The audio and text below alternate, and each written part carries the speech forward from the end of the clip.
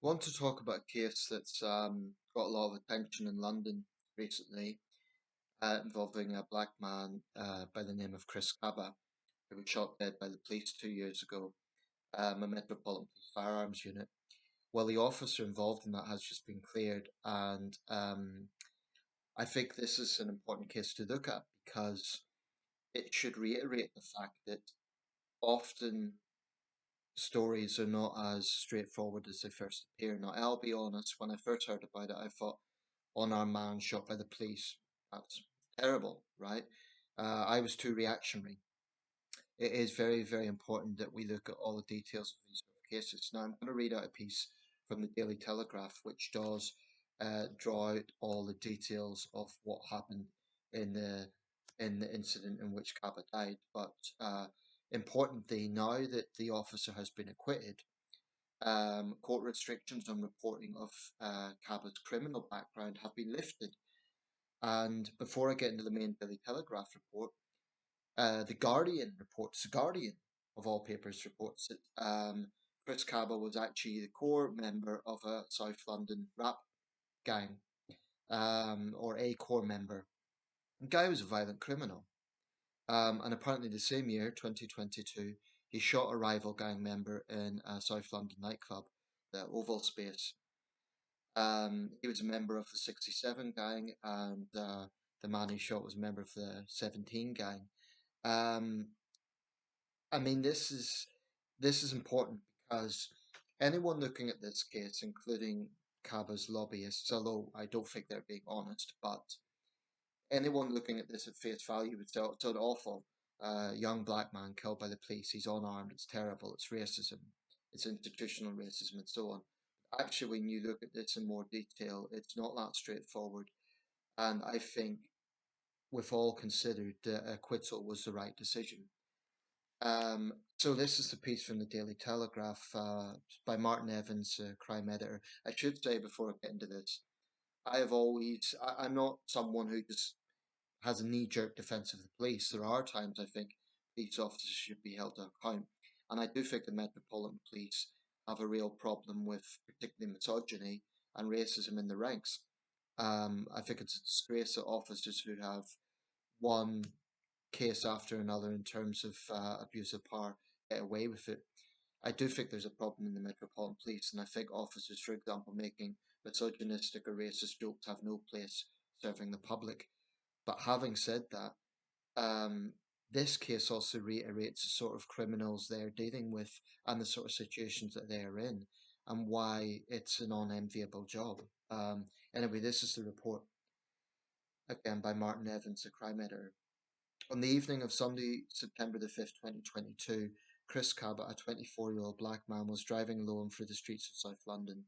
As he travelled through the Camberwell area, his black Audi Q8 was spotted by a police firearms officer who recognised it as a vehicle that had been flagged as suspicious.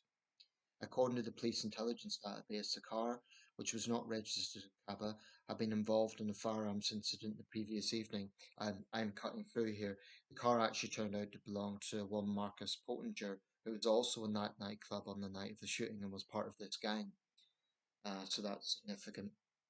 Um, a witness reported having seen three balaclava-clad men, one with a gun, open fire on another vehicle near a primary school in Brixton before suspects fled in two vehicles. Nobody was hurt, but the description of one of the getaway cars as dark-coloured Audi Q8 along with its registration number was passed to Scotland Yard. I'm going to show you a picture here of, we'll actually show you that in a second so you can maybe pause the screen. It's a very clear picture of where the vehicles were when this happened. While the Metropolitan Police had no idea who was driving on September the 5th, a firearms incident was declared and a convoy of unmarked armed response vehicles, ARVs, began tracking the Audi across Hernhill, Brockwell Park and Brixton. Meanwhile, a marked BMW ARV with three officers, including Martin Blake, remained on standby in Kirkstall Gardens, a residential street in Streatham. Martin Blake is the officer who's been acquitted, I should point out.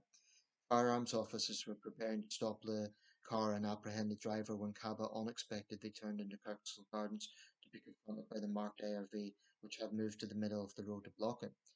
Kaba quickly reversed but discovered he was boxed in from behind by an unmarked police car which he hit.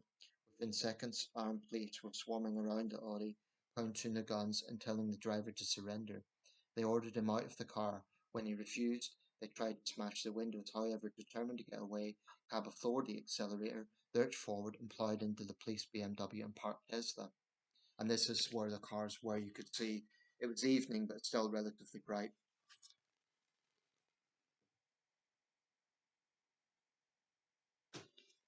And that's Chris Kaba in the photograph. Um, It was at this point that Mr. Blake discharged his carbine, firing a single bullet that pierced the Audi's windscreen and struck Cabot in the head. He was rushed to King's College Hospital where he was pronounced dead just after midnight.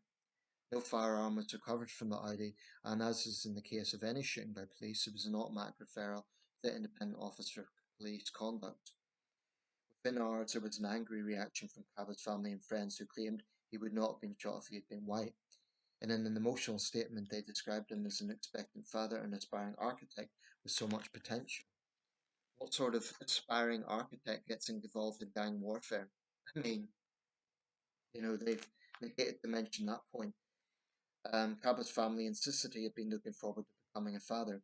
Mr. Blake, 40, was unaware of who was at the wheel of the Audi, but insisted he acted in line with his training because he genuinely feared for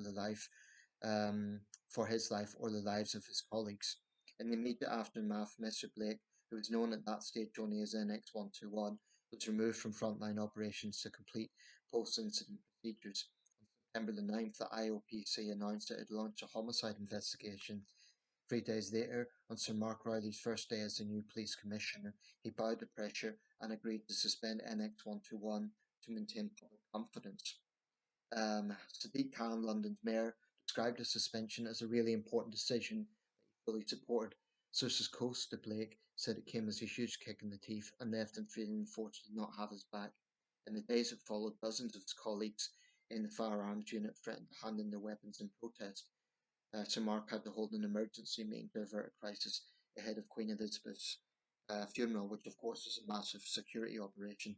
And I remember that story where the officers were handing in the firearms, and I must admit I was negative at the time. I thought, well, why are they doing this? And it seems really like they don't want to be held to account.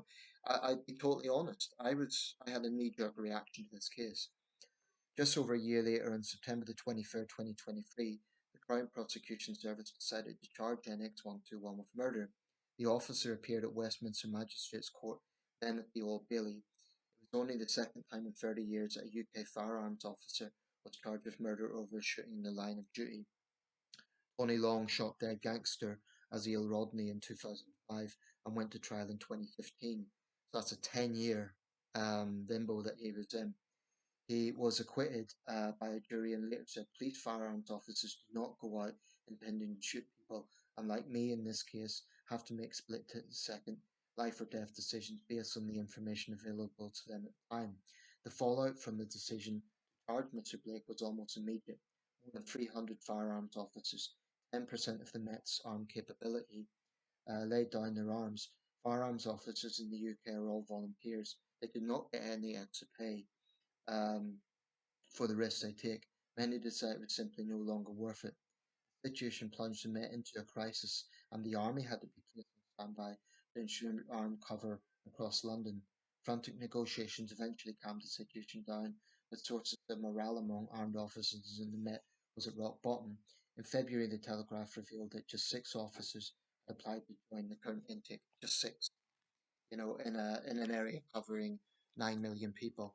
Um, Now, a little bit more on this case from the also by Martin Evans. CPS is under fire from politicians. This is the front story.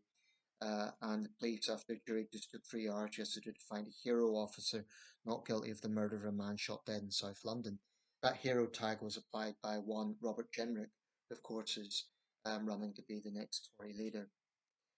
Um, and this is what Sir Mark Rowley said. I'm not going to read out all of this report, but basically, the Met Commissioner said he feared charging the police in such situations was crushing the spirit of good officers and was making London less safe. Mark said Sergeant Blake had paid a huge personal and professional sacrifice over the past 2 years, but had acted with professionalism and dignity throughout. Remember, this man has had this hanging over his head for 2 years. Um, in a strongly worded statement, he went on, no police officer is above the law, but we have been clear that the system holding police to account is broken. I worry about the lack of support officers face for doing their best, but most of all, I worry for the public. The more we crush the spirit of good officers, the less they can fight crime. That risks London becoming less safe.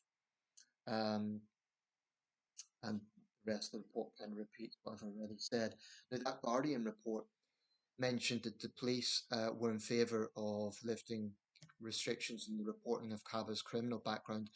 The judge in the case, Justice Goss, decided against allowing those details to be given to the jury, those details to be given to the jury about Kaba's criminal background, because he said it wasn't relevant to the case, and that the defendant, Sergeant Blake, didn't know about Kaba's criminal background.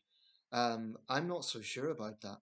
I think it is pretty relevant to the case in the context of why the police were acting the way they were. Now, bear in mind that this man, Kaba, he did not just comply with the officers, he would try ramming the vehicles. What if an officer had been on foot and he ran them over? Remember, a couple of years ago, there was an officer, I believe it was in Berkshire, was dragged for several miles by two criminals. What really bothers me about this, and I hold my hands up, I was reactionary at the time. I thought, okay, this is another case of the police crossing a line. But, we have to remember what the police deal with.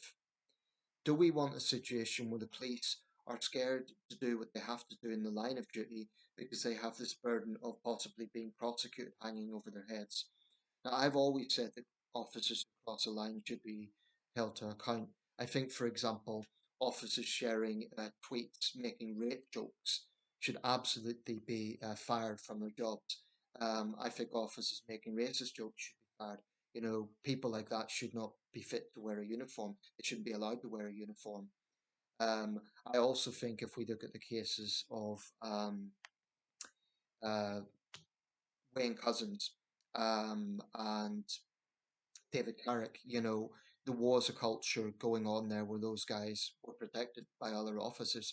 So I don't say that the Metropolitan Police are squeaky clean. I do think they have internal rot, and they have to deal with that. They have to be honest about that. But, and this is a very important but, they're also dealing with some very dangerous, violent criminals.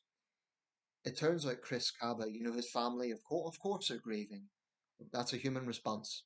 They've lost their son, their boyfriend, etc. Um, but the fact is, the man was a violent criminal. He wasn't an innocent member of the public. He was a violent criminal. He's not the sort of person that is an asset to the public. He's someone that puts the public at risk. In these sort of gangland shootings, they don't care if innocent people get caught in the crossfire. I remember a case in Birmingham in, I believe it was 2003. Two innocent young women were shot in the crossfire of rival gangs. And frankly, I'm going to say the elephant in the room. There is a problem here where political correctness and the sensitivity um, to racial tensions is such that we even see a situation where the police will not talk about these things. In other forces, there's been cases of disciplinary action against officers for stating the obvious, that they have to be able to talk about, a particular problem in a particular community. London has a problem with young black men involved in crime. That is not the same as vilifying all young black men and saying all young black men are criminals. But there's a problem. And anyone who denies that is a liar or deluded. Um, there's a company representing Chris Cabot's family, and they say the police don't have a license to kill, and it's wrong to vilify and demonize the victim. This is the tool that the state uses. Well, how about they be honest about Caba's criminal past? I mean, live by the sword, die by the sword. Um, why is it that it's wrong for the police to take actions that can be protecting their colleagues and the public? But according to lobby groups defending Chris Kaba, it's fine for him to terrorize the public.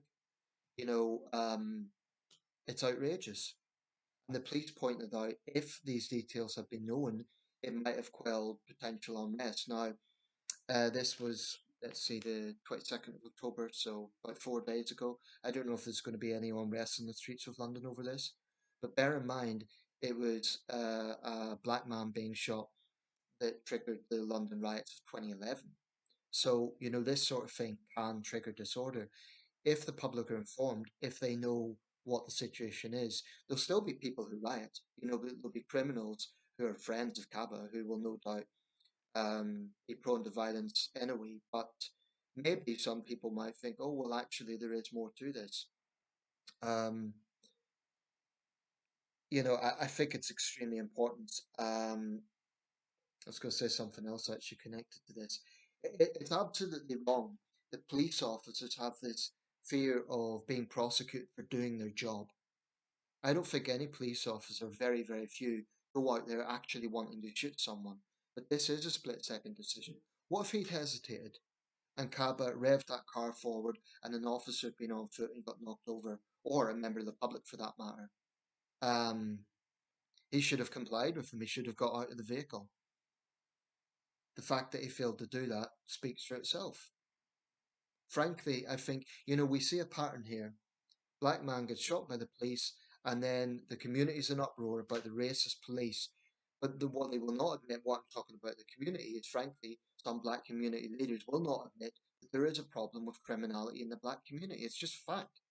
Now, in other parts of the country, for example, where I live, the majority of criminals are white. So this isn't some sort of racist thing where I'm trying to stigmatize black people, but it's just a fact. London has a problem with young black men involved in crime. That is a fact. And I think Sadiq Khan, by there's another point actually which is worth pointing out that if I could find this point, I think someone involved in the CPS, the head of the CPS, Director of Public Prosecution Stephen Parkinson, was appointed last year and has previously praised the Black Lives Matter movement. The Black Lives Matter movement, which has clearly racist components and has a long track record of defending criminals. I think Black Lives Matter is toxic. I don't think it's a constructive civil rights group. I think they do a lot more harm than good. And I don't think they help community relations at all. You may get individuals, like there was that guy that famously helped the white man in a counter protest because he'd been injured. There may be individuals who kind of join Black Lives Matter because they have legitimate fears about police brutality and so on. But I would say to them, look at the racism coming from Black Lives Matter, which is aimed at all white people. Okay, look at their defense of criminality. Um, and any black people who speak out, someone like Kimmy Badenoch, for example, who rejects the culture of victimhood, is immediately denounced as being not representative of the wider community.